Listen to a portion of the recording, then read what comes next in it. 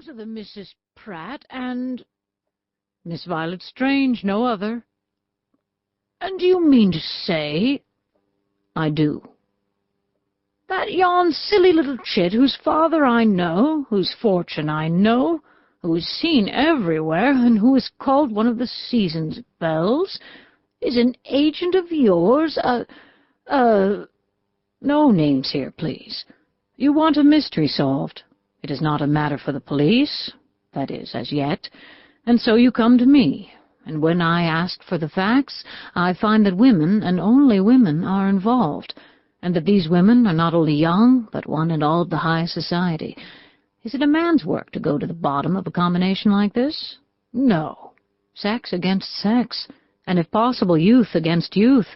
Happily, I know such a person, a girl of gifts and extraordinarily well placed for the purpose.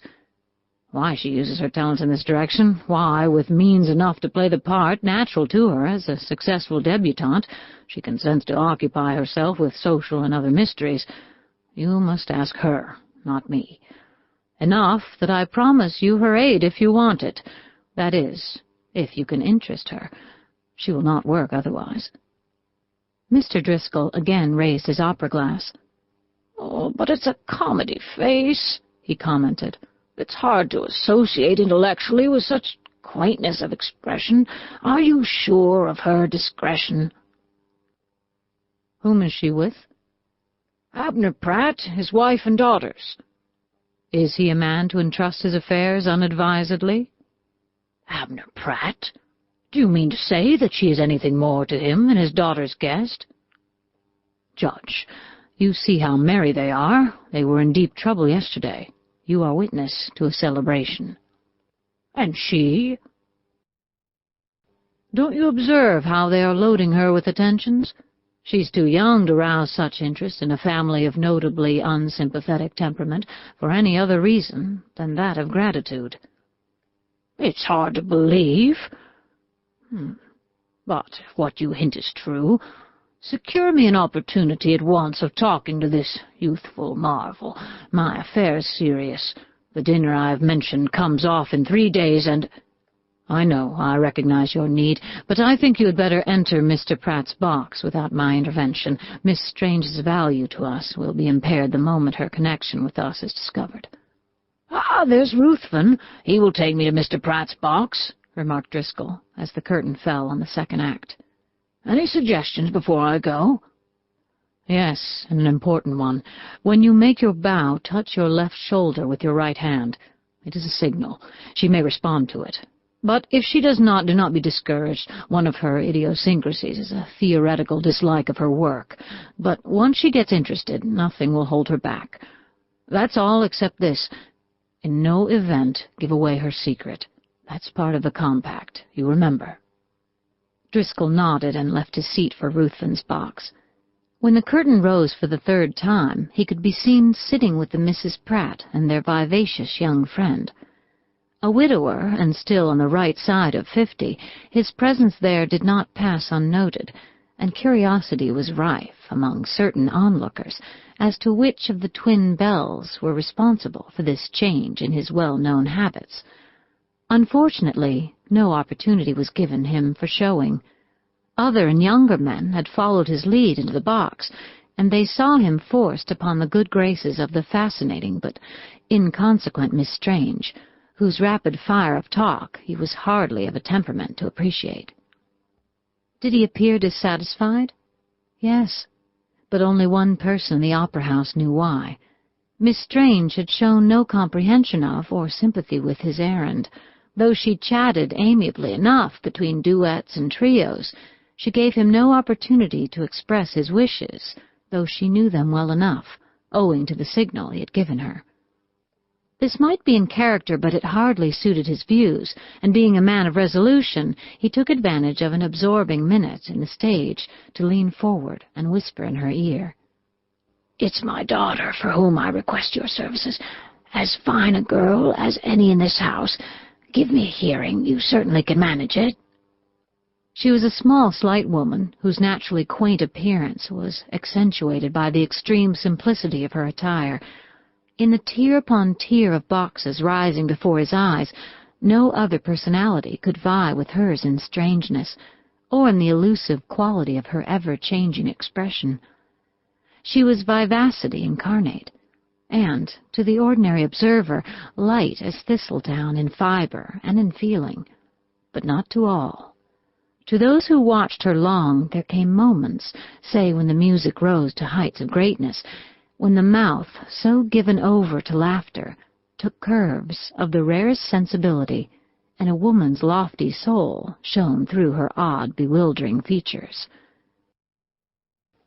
Driscoll had noted this, and consequently awaited her reply in secret hope. It came in the form of a question, and only after an instant's display of displeasure or possibility of pure nervous irritability. "What has she done?" "Nothing, but slanders in the air, and any day it may ripen into public accusation." "Accusation of what?" Her tone was almost pettish. Of theft," he murmured. "On a great scale," he emphasized, as the music rose to a crash. "Jewels?" "Inestimable ones. They are always returned by somebody. People say by me." "Ah!" The little lady's hands grew steady. They had been fluttering all over her lap.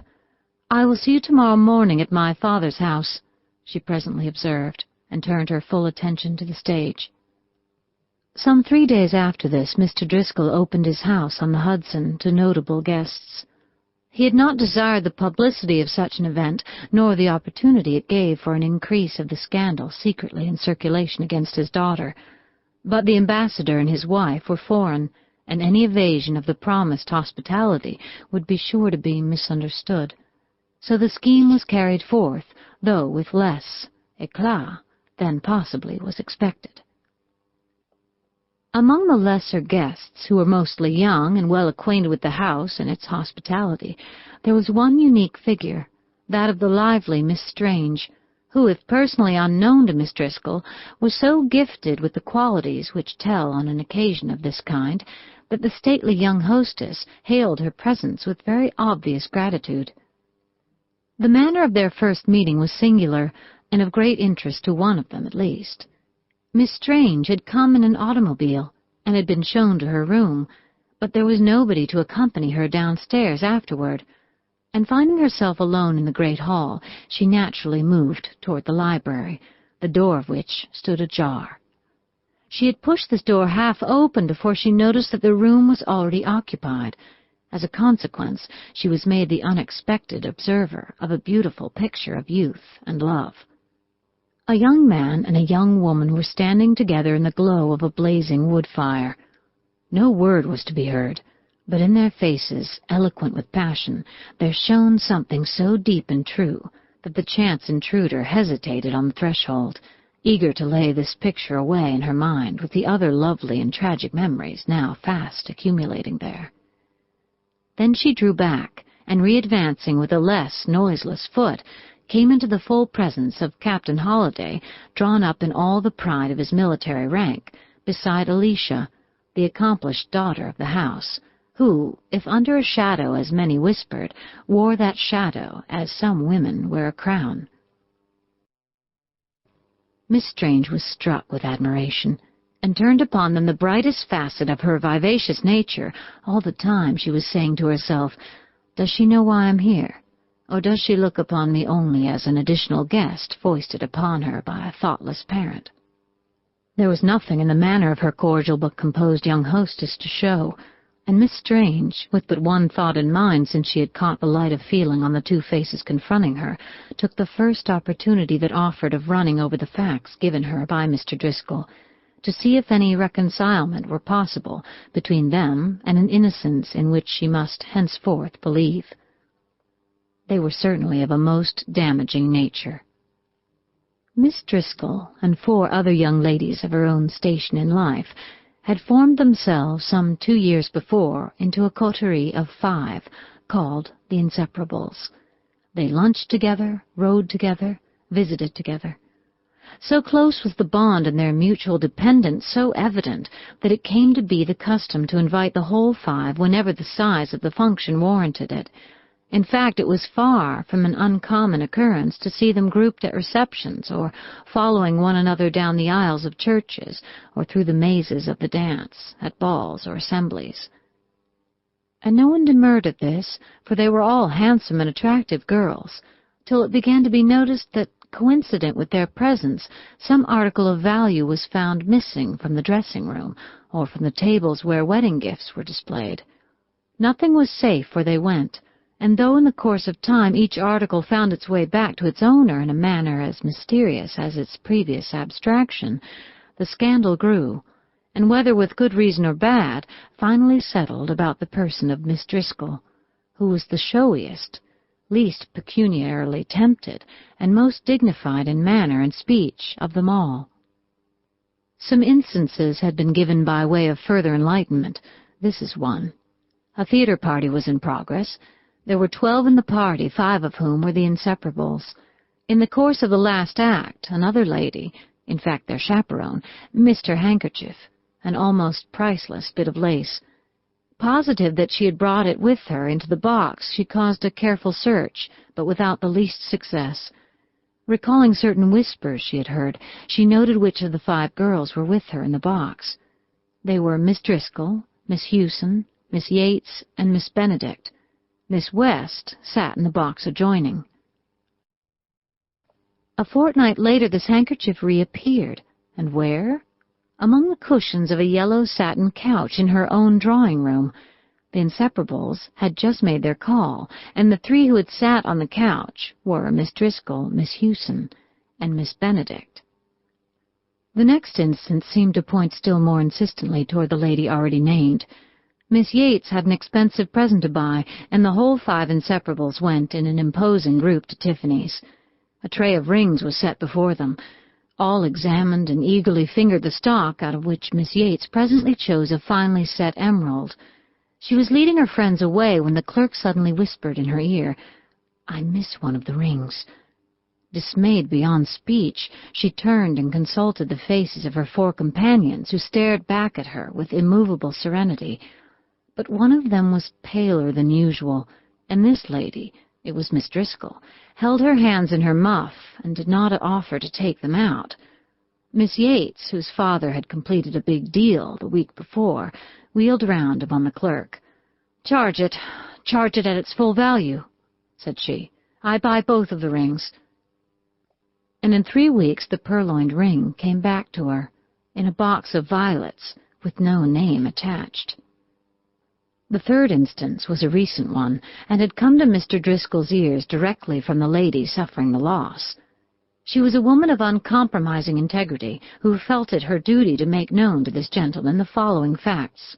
She had just left a studio reception, and was standing at the curb waiting for a taxicab to draw up, when a small boy, a street Arab, darted toward her from the other side of the street, and thrusting into her hand something small and hard, cried breathlessly, as he slipped away, "It's yours, ma'am, you dropped it."